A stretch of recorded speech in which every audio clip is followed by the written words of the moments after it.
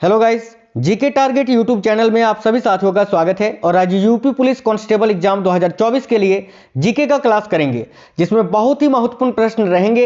ये क्वेश्चंस आपको आपके पेपर में जरूर देखने को मिलेंगे, क्योंकि बहुत ही महत्वपूर्ण प्रश्न है ये आपके एग्जाम के लिए। तो चलिए देखते हैं क्वेश्चंस। और आज के क्लास का पहला क्वेश्चन है, अंतर्राष्ट्रीय श्रम संगठन का मुख्यालय कहाँ है? तो देखिएगा, अंतर्राष्ट्रीय श्रम संगठन का मुख्यालय कहां स्थित है? तो देखिए राइट होगा ऑप्शन नंबर डी, जिनेवा में। जिनेवा स्विट्जरलैंड में अंतर्राष्ट्रीय श्रम संगठन का मुख्यालय स्थित है। नेक्स्ट क्वेश्चन है, निम्न करों में से कौन सा एक कर संघ द्वारा लगाया तथा वसूला जाता है किंतु संघ तथा राज्यों में बांटा जाता है?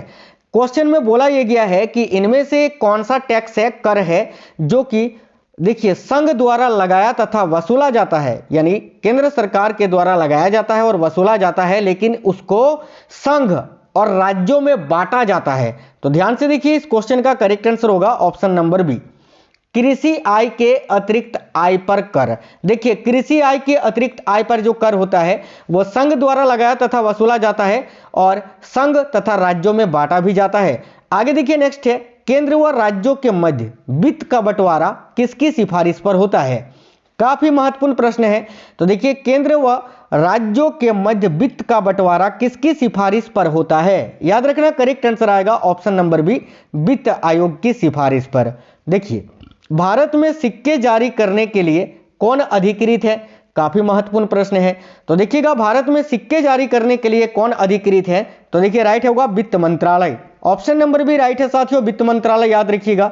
नेक्स्ट है, निम्नलिखित में से किस द्वीप युग्म को 10 डिग्री चैनल जो है अलग करता है? यानी इनमें से कौन सा द्वीप युग्म है जिसको 10 डिग्री चैनल अलग करता है? तो देखो, अंडमान तथा निकोबार को अलग करता है ना 10 डिग्री चैनल। तो राइट आएगा ऑप्शन नंबर सी, अंडमान तथा निकोबार को। निम्नलिखित युग्मों में से कौन सही सुमेलित है? यानी इनमें से कौन सा एक जोड़ा है जो कि गलत है? इधर आपको झील दिए हुए हैं और इधर संबंधित राज्य, तो कौन सा एक गलत है, यही आपको माफ करना, कौन सा सही सुमेलित है, मतलब चारों में से कोई एक ही आपका सही है, वही आपको बताना है। तो देखिए, लोनार झील महाराष्ट्र में या मध्य प्रदेश लिखा हुआ है, तो ये तो बिल्कुल गलत ही है। देखिए यहाँ पर जो है पुलिकट झील आंध्र प्रदेश और तमिलनाडु के बॉर्डर पर स्थित है, तो ये भी केरल लिखा हुआ है, ये भी आपका गलत है। नक्की ये गुजरात नहीं, राजस्थान होता आपका। देखिए कोलेरू झील जो है ये आंध्र प्रदेश में है, ये बिल्कुल सही है, तो यही करेक्ट आएगा ऑप्शन नंबर सी। देखिए कोलेरू झील जो है ये साथियों आंध्र प्रदेश में है। बाकी देखिए, लोनार झील महाराष्ट्र में, नक्की राजस्थान में, पुलिकट झील आंध्र प्रदेश और तमिलनाडु के बॉर्डर पर है। आगे देखिए, नेक्स्ट क्वेश्चन है, निम्न में से कौन सा भारत का सर्वाधिक कॉफी उत्पादक राज्य रहा? यानी भारत में सबसे अधिक कॉफी का उत्पादन कहां होता है? बिल्कुल कर्नाटक राज्य में होता है। राइट आएगा ऑप्शन नंबर बी, कर्नाटक। देखिए 2011 की जनगणना के अनुसार भारत के किस राज्य में नगरीय जनसंख्या का प्रतिशत सर्वाधिक है? तो साथियों देखिए, 2011 की जनगणना के अनुसार भारत के किस राज्य में नगरीय जनसंख्या का प्रतिशत सबसे अधिक है? तो देखो करेक्ट आंसर आएगा गोवा में, ऑप्शन नंबर बी, गोवा। अगला है, गन्ने का बीज उत्पादित किया जाता है किसमें? तो ध्यान दीजिए, गन्ने का जो बीज है वो इनमें से कहां पर उत्पादित किया जाता है? तो करेक्ट आंसर हो जाएगा यहां आपका, देखिए SBI कोयम्बतूर, है ना। देखिए option number D, SBI Coimbatore. SBI का फुल फॉर्म होता है शुगर केन ब्रीडिंग इंस्टीट्यूट, याद रखना, sugar cane breeding institute. State Bank of India मत पढ़ना आप लोग, ठीक है याद रखना, SBI कोयम्बतूर करेक्ट होगा। आगे देखिए, नेक्स्ट है, भारत में पर्यावरण संरक्षण अधिनियम कब पारित हुआ? तो साथियों देखिएगा, भारत में पर्यावरण संरक्षण अधिनियम कब पारित हुआ था? राइट होगा ऑप्शन नंबर बी, 1986 ईस्वी में। नेक्स्ट है, टोगिया रोपवानी कहा जाता है किसको? तो देखिएगा, टोगिया रोपवानी किसे कहा जाता है ये पूछा जा रहा है। तो याद रखना, टोगिया रोपवानी जो है ना, देखिए वन रोपण प्रणाली, वृक्षारोपण तथा कृषि साथ साथ और प्रारंभ के फसल का भी विकास हो, यानी उपरोक्त सभी को टोगिया रोपवानी कहा जाता है। तो ऑप्शन नंबर डी राइट होगा। अगला है, भारत में संचार का सर्वाधिक सुलभ माध्यम क्या है? साथियों देखिए, भारत में संचार का सर्वाधिक सुलभ माध्यम क्या है? तो करेक्ट आएगा ऑप्शन नंबर डी, समाचार पत्र, याद रखना। नेक्स्ट क्वेश्चन देखिएगा गाइस, अगला है, साइबर अपील अधिकरण की स्थापना कौन करता है? तो देखिए, साइबर अपील अधिकरण की स्थापना कौन करता है? तो करेक्ट आंसर होगा केंद्रीय सरकार, याद रखना। ये जो साइबर अपील अधिकरण होता है, इसकी स्थापना कौन करता है? तो केंद्रीय सरकार करता है। अगला है, भारत का राष्ट्रीय वृक्ष कौन सा है? सिंपल क्वेश्चन है बिल्कुल। तो देखिएगा, भारत का जो राष्ट्रीय वृक्ष है वो है साथियों बरगद। ऑप्शन नंबर सी राइट होगा बरगद। कथकली नृत्य किस राज्य से संबंधित है? तो देखिए कथकली ये भारत के किस राज्य का नृत्य है? तो करेक्ट आंसर हो जाएगा ऑप्शन नंबर बी केरल का। आगे देखिएगा समाज सेवा के लिए मैग्सेसे पुरस्कार इनके द्वारा प्रारंभ किया गया, यानी समाज सेवा के लिए ये जो रेमंड मैग्सेसे पुरस्कार दिया जाता है इनमें से किसके द्वारा इसको प्रारंभ किया गया है? तो राइट आंसर होगा फिलीपींस की सरकार के द्वारा। Option number D correct answer हो जाएगा। आगे देखिएगा केंद्रीय प्राणी उद्यान प्राधिकरण कहाँ स्थित है? तो देखिए केंद्रीय प्राणी उद्यान प्राधिकरण ये कहां पर स्थित है? तो करेक्ट होगा ऑप्शन नंबर सी कोलकाता में, याद रखिएगा कोलकाता। रणजी ट्रॉफी किससे संबंधित है? तो साथियों देखिए रणजी ट्रॉफी का संबंध किससे है? तो करेक्ट आंसर होगा क्रिकेट से। सिंपल क्वेश्चन है, रणजी ट्रॉफी ये क्रिकेट से संबंधित होता है। आगे देखिए नेक्स्ट है भारत में राष्ट्रीय युवा दिवस कब मनाया जाता है? तो देखिएगा भारत में राष्ट्रीय युवा दिवस प्रत्येक वर्ष 12 जनवरी को मनाया जाता है स्वामी विवेकानंद जी के जन्मतिथि पर, याद रखना, ठीक है, स्वामी विवेकानंद जी के जन्मतिथि पर। आगे देखिए तेलुगु कृति अमुक्तमाल्यद का लेखक कौन था? ये जो अमुक्तमाल्यद है ये एक तेलुगु भाषा में लिखी गई कृति है। आपको बताना यह है कि इसके लेखक कौन था। तो देखो इसकी रचना किसने की थी? तो कृष्णदेव राय ने। ऑप्शन नंबर सी कृष्णदेव राय। जॉन ई साल्क किसकी खोज के लिए जाने जाते हैं? यानी जॉन ई साल्क ने इनमें से कौन से टीके का आविष्कार किया है? तो क्या होगा आंसर? बिल्कुल ऑप्शन नंबर सी पोलियो का टीका का। आगे देखिएगा मानव शरीर में सबसे छोटी अस्थि यानी सबसे छोटी हड्डी कौन सी है? तो साथियों देखिए मानव शरीर की सबसे छोटी अस्थि जो है, सबसे छोटी हड्डी वो है स्टेपिज, जो कि मध्य कर्ण में पाई जाती है, यानी मध्य कान में ये हड्डी पाई जाती है जो कि सबसे छोटी हड्डी होती है स्टेपिज, याद रखना। आगे देखिए मृग तृष्णा उदाहरण है किसका? तो देखिए मृग तृष्णा जो है ये किसका उदाहरण है? तो साथियों मृग तृष्णा कब बनता है? तो प्रकाश के पुनः आंतरिक परावर्तन के कारण बनता है। तो क्या आंसर होगा? ऑप्शन नंबर बी पुनः आंतरिक परावर्तन का। आगे देखिए सोडियम धातु का संग्रह निम्न में डुबोकर किया जाता है। अब देखिए सोडियम धातु जो होता है सोडियम, इसको किस धातु में डुबाकर रखा जाता है? तो राइट आंसर होगा ऑप्शन नंबर ए केरोसिन में, क्योंकि देखिए सोडियम अगर वायु के संपर्क में आता है तो वो आग पकड़ लेता है, इसीलिए सोडियम धातु को केरोसिन में संग्रह या डुबो कर जो है रखा जाता है। आगे देखिए नेक्स्ट है निम्नलिखित में से काकोरी कांड से जुड़ा कौन सा क्रांतिकारी था जिसे फांसी नहीं दी गई थी? तो देखिए काकोरी कांड से जुड़ा कौन क्रांतिकारी था? काकोरी कांड उत्तर प्रदेश में हुआ था 9 अगस्त 1925 में। अब देखिए इससे जुड़ा इनमें से कौन से व्यक्ति था जिसको फांसी नहीं दी गई थी? राइट आएगा ऑप्शन नंबर सी चंद्रशेखर आजाद को। आगे देखिए किस धर्म को राष्ट्रकूटों का संरक्षण प्राप्त था? इनमें से कौन सा धर्म है जिसको राष्ट्रकूटों ने संरक्षण दिया था? तो राइट आंसर होगा ऑप्शन नंबर बी जैन धर्म को। साथियों आप लोग सभी साथी से वीडियो को एक लाइक जरूर कर दीजिए और अपने सभी दोस्तों के साथ शेयर कर दीजिए। देखिए चैनल को सब्सक्राइब करके बेल आइकन को ऑन कर लेने से आपको हर क्लास का नोटिफिकेशन आएगा। आगे अगला क्वेश्चन है संसद के दोनों सदनों की संयुक्त बैठक की अध्यक्षता कौन करता है? तो संसद के दोनों सदनों की जो संयुक्त बैठक होती है इसको बुलाता है भारत के राष्ट्रपति और इसकी अध्यक्षता करते हैं लोकसभा अध्यक्ष। तो ऑप्शन नंबर सी यहां आपका राइट आंसर होगा। आगे देखिए इनमें से कौन भारतीय संविधान सभा का अध्यक्ष था? यानी इनमें से कौन से एक भारतीय व्यक्ति हैं जो कि संविधान सभा का अध्यक्ष था? तो देखिए करेक्ट होगा option number A doctor Rajendra Prasad. आगे देखिए भारतीय संविधान में समानता का अधिकार 5 अनुच्छेदों द्वारा प्रदान किया गया है, वे कौन कौन से हैं या कितने से कितने तक है? तो देखिए भारतीय संविधान में ये जो समानता का अधिकार है यह अनुच्छेद 14 से लेकर 18 तक में वर्णित है। राइट होगा ऑप्शन नंबर बी। आगे देखिए मानवाधिकार आयोग का अध्यक्ष अपने पद पर कब तक बना रह सकता है? तो देखिए मानवाधिकार आयोग का जो अध्यक्ष होता है यह अपने पद पर कब तक बना रह सकता है? याद रखना करेक्ट होगा साथियों। देखिए ऑप्शन नंबर सी ए तथा बी में जो भी पहले हो, यानी 70 वर्ष की अवधि तक तथा उनकी जब से वो पद धारण करे 5 वर्ष की अवधि तक, दोनों में से जो भी पहले हो। आगे देखिएगा विश्व व्यापार संगठन की स्थापना कब हुई थी? WTO World Trade Organization. तो भाई विश्व व्यापार संगठन की स्थापना कब हुई थी ये पूछा जा रहा है। राइट होगा ऑप्शन नंबर सी 1995 में।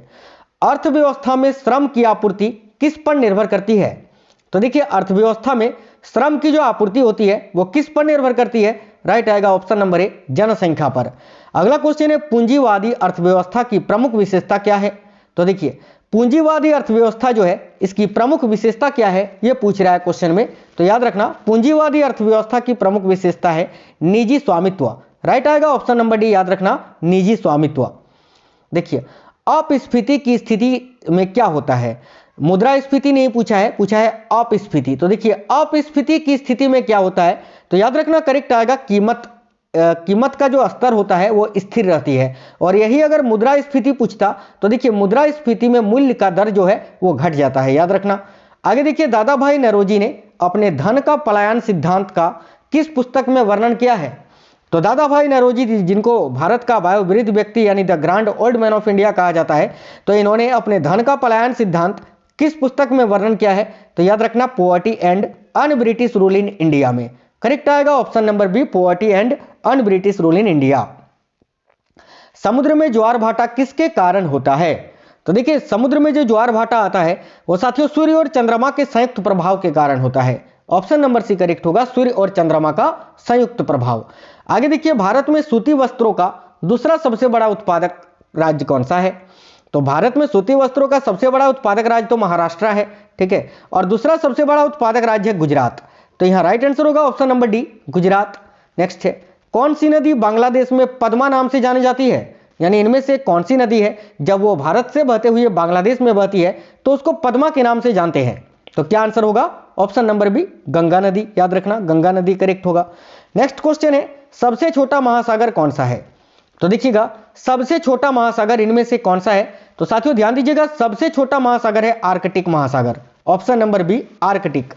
आगे देखिए अंतर्राष्ट्रीय क्रिकेट परिषद की पहली महिला स्वतंत्र निर्देशक किसे नियुक्त किया गया, तो देखिए अंतर्राष्ट्रीय क्रिकेट परिषद की पहली महिला स्वतंत्र निर्देशक किसे नियुक्त किया गया था, तो क्या आंसर होगा, इंदिरा नूई जी को। Option number C, Indra Nooyi right answer है। अगला है केले की झाई, देखिए केले की झाई पौधों की एक बीमारी है, यह एक किसके कारण होती है, तो साथियों केले की झाई पौधों की एक बीमारी है और यह किसके कारण, तो कवक के कारण होती है। ऑप्शन नंबर बी, कवक के कारण। निम्न में से कौन सी एक 2001 से 2011 के दशक में भारत की जनसंख्या की दशकीय वृद्धि दर रही है, तो देखिए निम्न में से कौन सी एक 2001 से 2011 के दशक में भारत की जनसंख्या की दशकीय वृद्धि दर रही है। क्या आंसर होगा, ऑप्शन नंबर बी करेक्ट होगा, 17.64%। आगे देखिएगा उत्तर प्रदेश राजस्व संहिता 2006 के अधीन भू राजस्व के निर्धारण में किसका आदेश अंतिम होगा, तो साथियों देखिए उत्तर प्रदेश राजस्व संहिता 2006 के अधीन भू राजस्व के निर्धारण में किसका आदेश अंतिम होगा, तो यहां करेक्ट आंसर हो जाएगा राज्य सरकार का। ऑप्शन नंबर ए, राज्य सरकार। उत्तर प्रदेश में केंद्रीय विश्वविद्यालयों की संख्या कितनी है, तो देखिए उत्तर प्रदेश में केंद्रीय विश्वविद्यालयों की संख्या कितनी है, तो टोटल 4 है, याद रखिएगा 4, ऑप्शन नंबर बी। आगे देखिए साइबर अपराध निम्न में से किससे मूलतः संबंधित होता है, तो ध्यान दीजिएगा ये जो साइबर अपराध होता है वो साथियों निम्नलिखित में से किससे मूलतः संबंधित होता है, तो याद रखना कंप्यूटर से, इंटरनेट से और संचार युक्तियों से, इन सभी से साइबर अपराध होता है। तो राइट क्या होगा, ऑप्शन नंबर डी, उपयुक्त सभी से। नेक्स्ट है निम्नलिखित में से कौन सा केरल का लोक नृत्य नहीं है, तो देखिए निम्नलिखित में से कौन सा एक केरल राज्य का लोक नृत्य नहीं है, तो यहाँ आपका करेक्ट होगा चप्पेली। चप्पेली जो है ये हिमाचल प्रदेश का है, चप्पेली को छपेली के नाम से जानते हैं, याद रखना। बाकी ये सभी जो है उत्तर प्रदेश राज्य का माफ करना केरल का है ना, केरल राज्य का लोक नृत्य है, जैसे कि कथकली है, थुलाल है, इसके अलावा देखिए काइको टिकली है, ये सभी जो है साथियों कहाँ का है, तो याद रखिएगा केरल राज्य का। एक होता है चप्पेली जो कि एचपी का होता है और एक होता है छपेली जो कि साथियों आपको याद है कि छपेली जो है आपका एचपी का ही होता है, ये चपेली माफ करना हिमाचल प्रदेश सही है, ये चप्पेली है ना, याद रखना। आगे देखिए नेक्स्ट है मानस राष्ट्रीय उद्यान किस राज्य में है, तो ध्यान दीजिएगा मानस राष्ट्रीय उद्यान जो है ये असम राज्य में स्थित है, राइट आएगा ऑप्शन नंबर सी, असम। अगला है इसरो ने भारत के पहले उपग्रह का निर्माण किया जिसे किस रूप में जाना जाता है, तो देखिए इसरो ने जो भारत का पहला उपग्रह का निर्माण किया था उसका नाम क्या था, तो राइट आएगा ऑप्शन नंबर ए, आर्यभट्ट। आगे देखिएगा अंजू बेबी जॉर्ज किस खेल के साथ जुड़ी हुई हैं, तो देखिए अंजू बेबी जॉर्ज का संबंध किस खेल से ये पूछा जा रहा है, तो याद रखिए करेक्ट होगा ऑप्शन नंबर बी, एथलेटिक्स से। तो एथलेटिक्स यहां करेक्ट आएगा ऑप्शन नंबर बी। आगे देखिए the test of my life पुस्तक के लेखक कौन है, तो साथियों the test of my life इस पुस्तक के लेखक कौन है, तो देखिए करेक्ट होगा ऑप्शन नंबर ए, युवराज सिंह। आगे देखिए एक संगीत निर्देशक के रूप में अधिकतम फिल्म फेयर पुरस्कार किसने जीता है, तो साथियों देखना एक संगीत निर्देशक के रूप में अधिकतम फिल्म फेयर पुरस्कार ए आर रहमान ने जीता है, ऑप्शन नंबर बी। आगे देखिए, जौनपुर नगर निम्नांकित की स्मृति में स्थापित किया गया। तो देखिए, ये जो जौनपुर नगर है निम्नलिखित में से किसकी स्मृति में स्थापित किया गया है? तो करेक्ट आएगा मोहम्मद बिन तुगलक के, option number B. Virat Kohli ने टेस्ट कैप्टन के रूप में सर्वाधिक दोहरे शतकों के लिए किस क्रिकेटर को पीछे छोड़ दिया था? तो यहाँ करेक्ट होगा ब्रायन लारा को, वेस्ट इंडीज के ब्रायन लारा को। अगला है, कौन भारतीय क्रांति की मां कहलाती हैं? ध्यान दीजिएगा, इनमें से कौन भारतीय क्रांति की मां कहलाती हैं? तो देखो करेक्ट आएगा option number D, Bhikaiji Rustam कामा। आगे देखिए, नेक्स्ट क्वेश्चन है, किसने भारतीय राष्ट्रीय कांग्रेस का प्रार्थना, याचना तथा विरोध की राजनीति करने का आरोप लगाया था? तो करेक्ट आएगा बाल गंगाधर तिलक ने। साथियों, इनमें से किसने भारतीय राष्ट्रीय कांग्रेस पर प्रार्थना, याचना तथा विरोध की राजनीति का आरोप लगाया था? तो बाल गंगाधर तिलक ने।